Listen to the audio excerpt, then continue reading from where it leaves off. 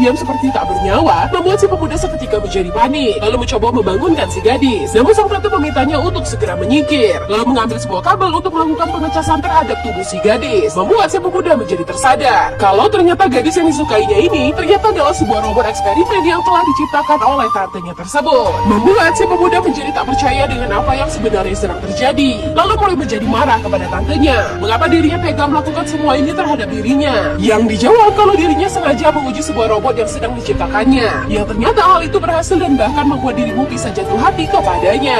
Gadis ini kemudian mulai kembali tersadar ketika baterai pada tubuhnya mulai terisi kembali, lalu gadis ini mendatangi si pemuda yang sedang asik bermain video game dan meminta untuk ikut bermain bersamanya. Namun si pemuda yang terlanjur kecewa setelah mengetahui kalau si gadis adalah seorang robot menolak permintaan tersebut karena dirinya sadar kalau dirinya tak akan bisa mengalahkan seorang robot. Dan ketika makan malam tiba, sang tante menyuapi si pemuda makanan lezat yang dimasak oleh gadis robot itu, lalu akan menunjukkan sesuatu kepada si pemuda, kemudian memerintahkan si gadis untuk memakan buah tomat yang ada di meja makan, yang kemudian langsung dimakan oleh gadis tersebut. Berkata kalau gadis ini sebenarnya tidaklah memakan tomat itu, lalu meminta si gadis untuk mengeluarkan kembali tomat itu dari dalam perutnya, yang kemudian gadis ini segera mengeluarkan tomat itu yang keluar dari dalam perutnya dalam keadaan utuh. Dilanjutkan oleh pemuda ini yang mengambil kembali tomat miliknya tersebut lalu memakannya. Namun gadis ini bertanya mengapa dirimu memakan tomat miliknya, yang dijawab si pemuda kalau dirimu tidak terima silakan melaporkan kejadian ini ke polisi. Namun sang tante menahan gadis tersebut, berkata kalau keponakannya ini hanya sedang bercanda dan meminta si gadis untuk lebih baik mengisi kembali baterainya di dalam kamar dan menasihati si pemuda untuk tidak membuat robotnya menjadi kecewa dan menghancurkan perasaannya,